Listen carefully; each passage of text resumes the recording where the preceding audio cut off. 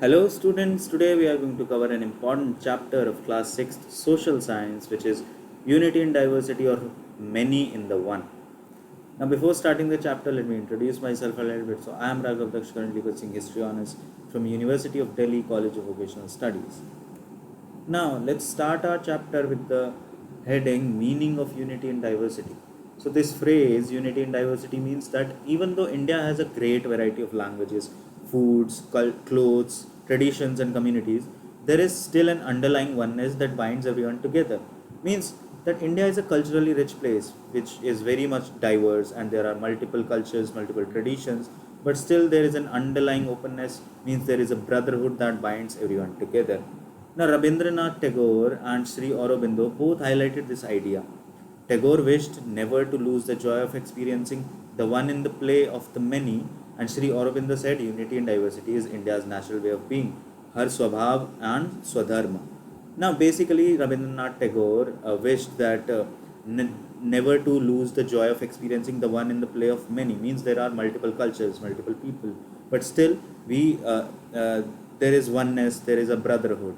And Sri Aurobindo also said that unity and diversity is the India's natural way, means that multiple cultures and people created India together. So it is India's natural way, Har Swabhav and Swadharma. Now, despite visible differences, unity is what supports and gives strength to India. Diversity in India. So, India has 1.4 billion people, about 18% of the world's population. The People of India project by the Anthropological Survey of India studied that there are in total 4,635 communities and 325 languages in 25 different scripts. Diversity is visible when traveling. Changing landscape, food styles, dress styles, languages, and scripts. Even within one region, you can meet people from the other parts of India with different traditions. See, it is said that in every 18 to 20 kilometers in India, the language or the dialect changes. So you can imagine that how much diversity is there, and many people coexist together with different languages, different dress styles, and you can experience it while traveling. And within one region, you can meet people from other parts of India as well.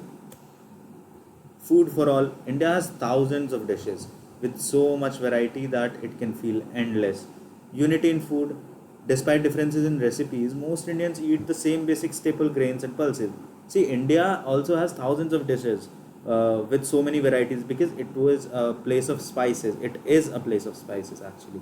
And so there is unity in food as well. Despite differences in recipes, most Indians eat same basic staple, which is rice, barley, wheat, bajra, jawar, ragi, and in pulses like arhar dal, moong dal, masoor dal, rajma, chana dal, etc. and chapatis. Now, different diversity in food. The same ingredients are combined in countless different ways to create different dishes in different regions. For example, in UP, Bihar, these areas in North India, the rice is what we eat generally, like by boiling or by cooking it. But with rice, multiple dishes can be made, which are present in different states of India. So there we can create different dishes in different regions with the same ingredients as well. Common spices such as turmeric, cumin, cardamom, and ginger are found almost everywhere in India because it's a place of spices. Now, textiles and clothing. Every Indian region has its own styles of clothing, fabrics, and weaving traditions. Unity, we can see that sari is a single type of garment which is a long unstitched cloth. Generally, women in India wear it. So, that is common in most parts of India. Now, diversity is that many variations are there of sari. Like there are different types of saris in Banaras, in UP there is Banarsi sari, Kanjivaram in Tamil Nadu, Pathani in Maharashtra, Patola in Gujarat, Muga in Assam, Mysore silk in Karnataka, plus many cotton types are there. Now, different weaving, dyeing, and printing methods are also used while making these saris. Endless color variations using different pigments are also used. So, sari is common among Indians, but there are different variations, there are different versions of it in different states. So that's how we can understand the diversity. Now the sari has ancient roots. Relief sculpture from Vaishali, which is in Bihar, shows a women wearing it, dating back centuries before Common Era. So our relief sculpture was found in Vaishali, which is in Bihar, shows a woman wearing sari first, which dates back to centuries like before Common Era. Now, ways of draping. Every region or community drapes the sari or wears the sari differently, and new styles are still being invented. Yet, in the end, it remains one single dress. Multiple uses are also there of sari. Women also use the sari for other practical purposes. The dhoti has a similar unity and diversity. It is a one kind of cloth, but people wear it in different ways across regions. Okay, so the piece of cloth is the similar, but people wear it differently. Now, festival galore. India has endless festivals, some of which are celebrated nationwide but under different names.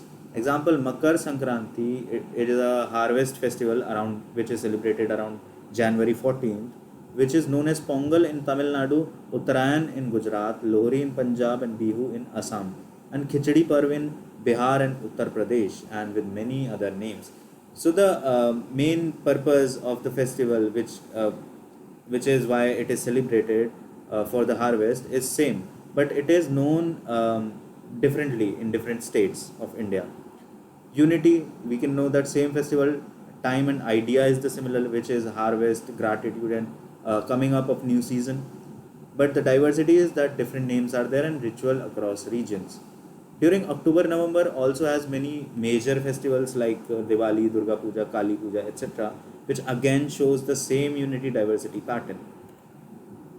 Now, if we talk about literature, which are stories and epics, Indian literature is very much culturally, rich and is diverse in languages and styles, but still unified through shared themes and values. The first one is Panchatantra. Now, Panchatantra is a Sanskrit story collection which has over 2200 years old, which is, and uses animal characters to teach life lessons, which adapted into almost every Indian language and translated internationally too. About 200 different versions exist in all over 50 languages worldwide. The unity is that same stories and morals are there. The story teaches us the similar path, the similar moral values. The diversity is that hundreds of adaptations in different forms are there. Now, if we talk about epics, which are Ramayana and Mahabharata, two massive Sanskrit epics are there, which is Ramayana and Mahabharata. Together, 7,000 pages are there originally. Both narrates struggles to re-establish dharma, which is righteousness. Ramayana is where Lord Ram fights Ravan to rescue Sita, and in Mahabharata, Pandavas with Krishna support fight with the Kauravas for justice. So the idea of these epics is the similar, that which is good over evil and fighting for the justice.